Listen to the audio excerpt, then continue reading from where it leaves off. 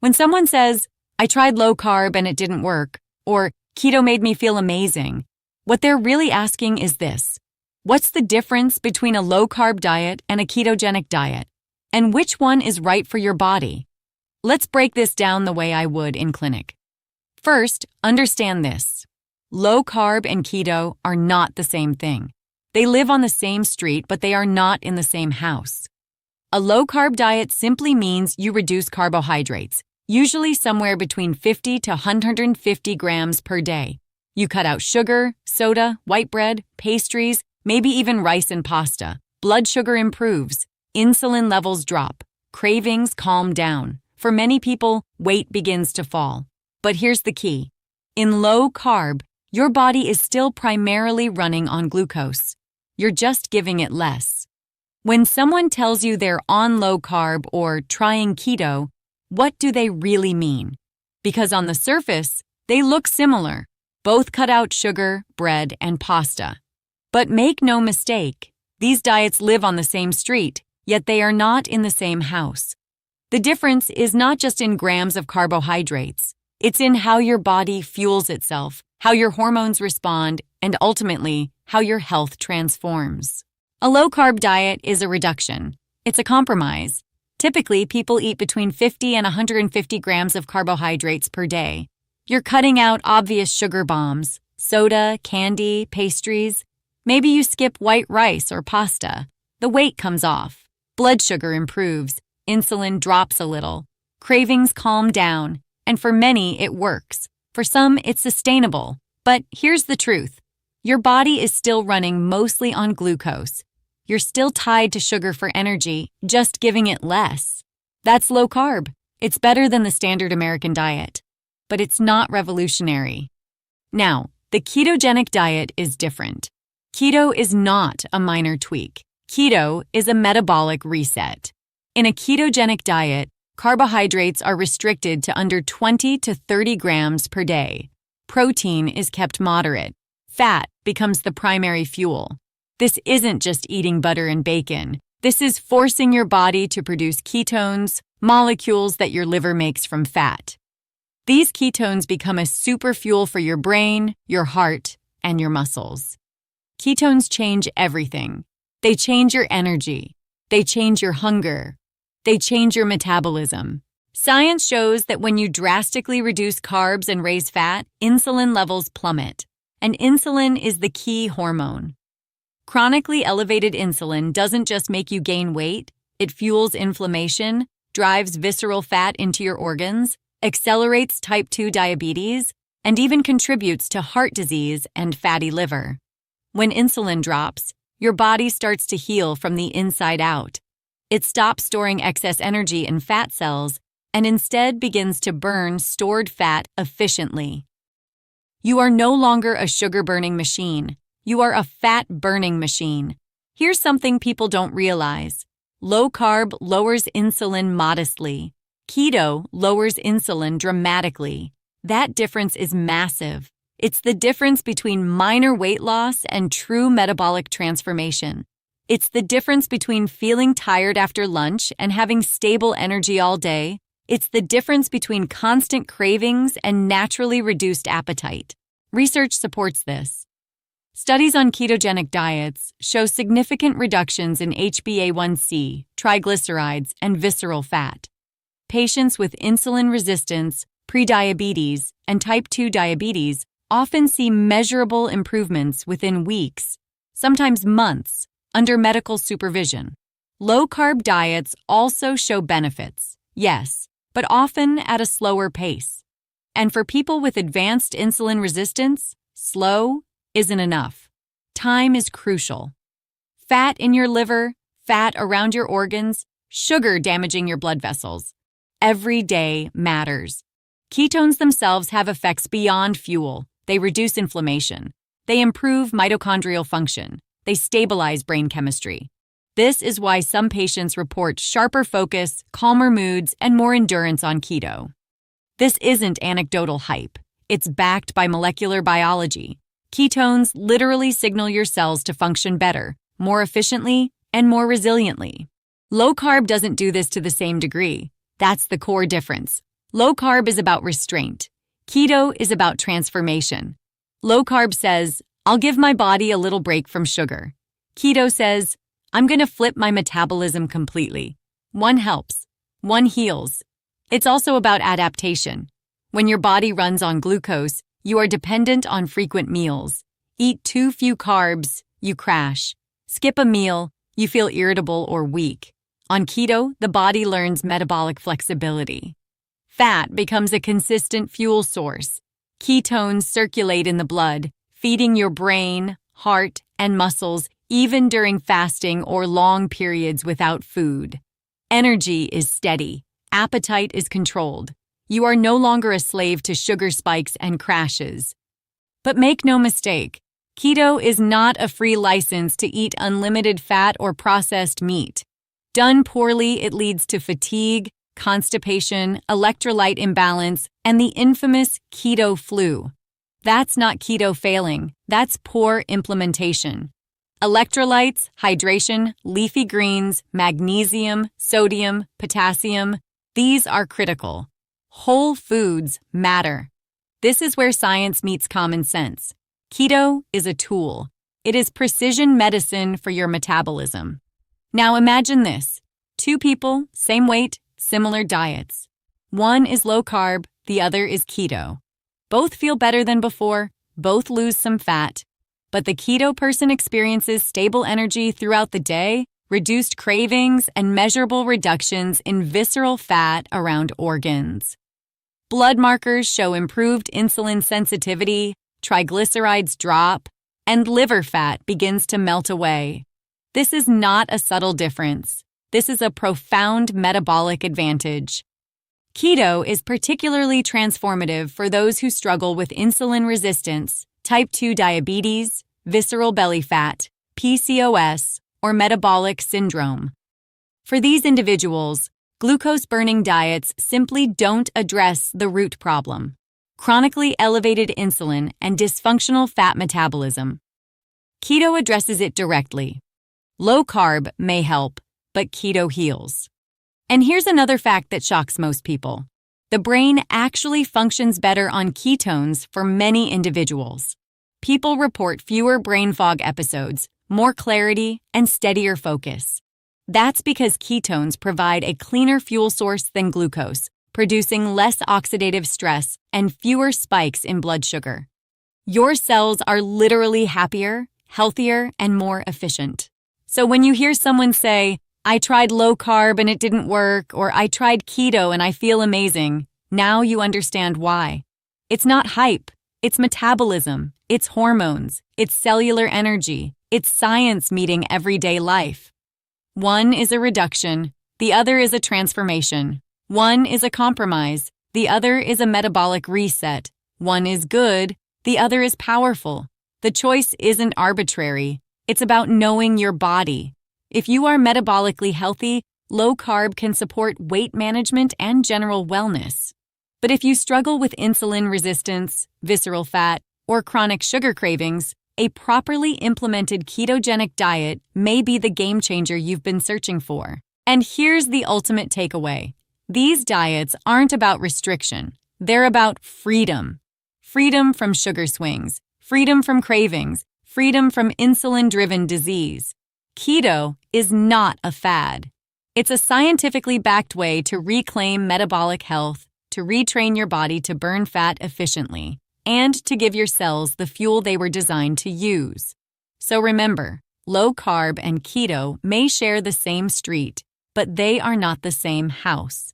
Low carb gives your body a little relief. Keto transforms your body at the cellular level.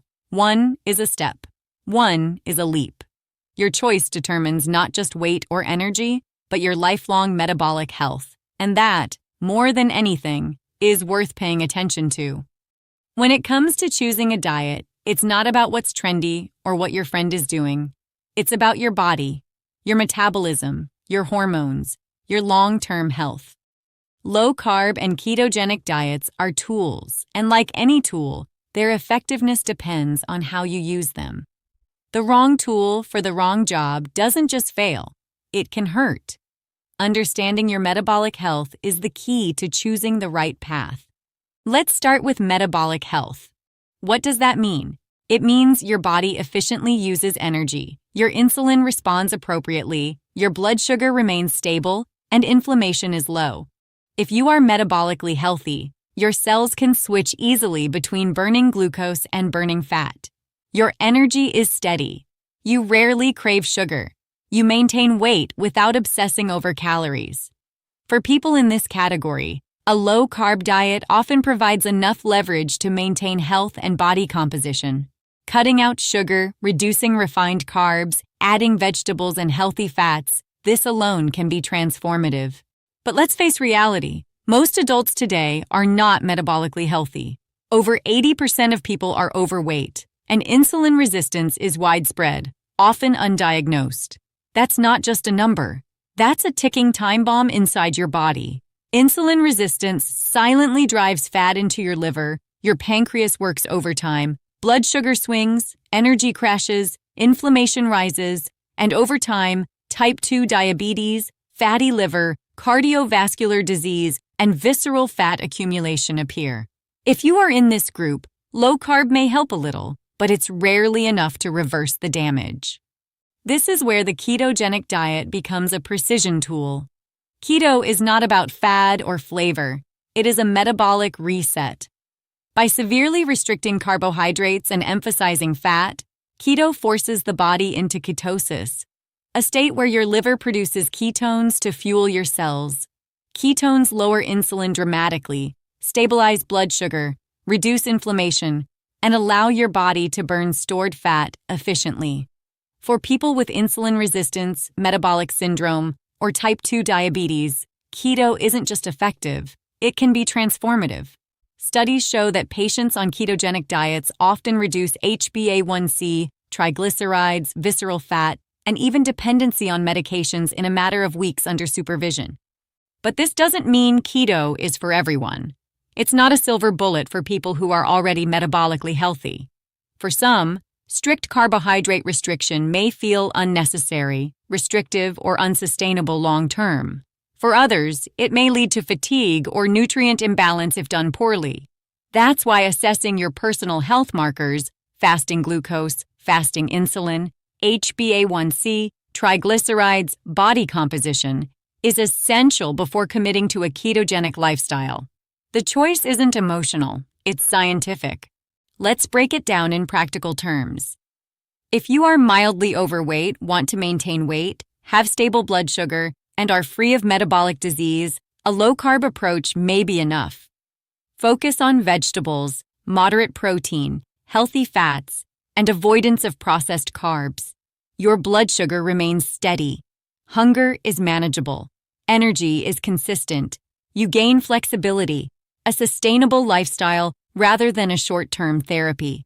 Low carb allows you to enjoy a variety of foods, maintain social meals, and transition more easily into long-term habits. If you are struggling with insulin resistance, visceral fat, persistent sugar cravings, or a history of metabolic disease, keto is the tool that can work where low carb might fail. It addresses the root problem, chronically high insulin.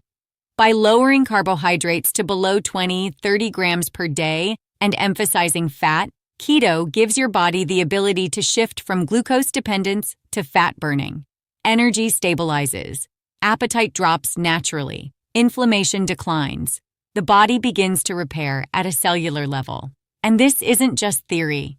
Research demonstrates significant improvement in blood sugar, liver fat, triglycerides, and visceral fat in people who adhere to a therapeutic ketogenic protocol. Practical implementation is crucial.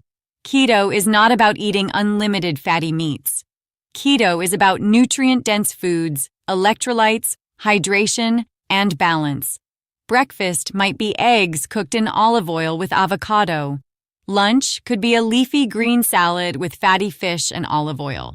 Dinner might be roasted chicken with buttered asparagus. Snacks, if needed, are high-quality fats, nuts, olives, or cheese. Total carbohydrates remain under 20-30 grams, protein is moderate, and fat becomes the main source of energy. Done correctly, you are metabolically supported. Done poorly, you risk fatigue, electrolyte imbalance, and frustration. Some patients use keto as a therapeutic intervention for 3 to 6 months to reverse insulin resistance, then transition to a whole food, low carb plan for long-term maintenance. Others thrive in long-term ketosis, maintaining stable weight, improved mental clarity, and controlled hunger. The point is flexibility. The goal is metabolic health, not dogma. Lifestyle factors also matter. Exercise, sleep, stress, and food quality interact with carb intake. Someone metabolically healthy who exercises regularly may need a slightly higher carbohydrate intake even in low carb. Someone insulin resistant with poor sleep and high stress may need strict keto temporarily to reset their metabolism. One size does not fit all.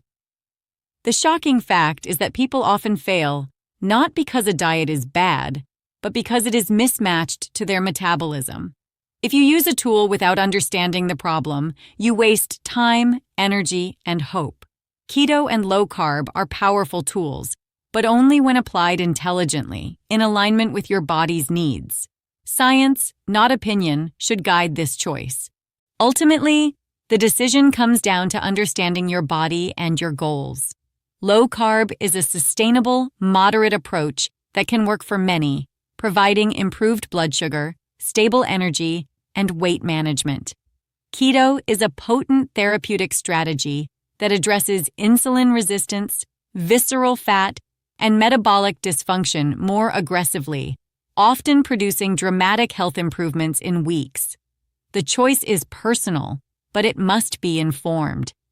And here's the reality few people realize. Choosing the right diet is not about deprivation, it's about freedom. Freedom from constant cravings, freedom from sugar-driven fatigue, freedom from metabolic disease. By choosing based on your metabolic health, you are not just picking a way to eat. You are picking a path to reclaim control over your body, your hormones, your energy, and your future health. So, before you follow trends, before you chase the latest diet craze, ask yourself, where is my metabolism right now? Am I mildly insulin resistant, struggling with visceral fat, battling cravings, or living with metabolic disease? Or am I metabolically healthy and just looking for maintenance? The answer will guide you. The wrong choice wastes months, even years. The right choice transforms your body from the inside out. And remember, science supports this. Blood markers improve, fat melts away, energy stabilizes, hunger fades, mental clarity returns, inflammation drops. You are not guessing. You are following evidence. You are giving your body the fuel it was designed to use, in the way it was designed to use it. Low carb or keto, the tool matters. Your metabolic health determines the outcome. Applied intelligently, you can regain control, restore balance, and finally feel the freedom that comes with a body working as it should. Your metabolism is your compass. Listen to it. Feed it correctly. Choose wisely. And your body will reward you with energy, vitality, and health that lasts a lifetime.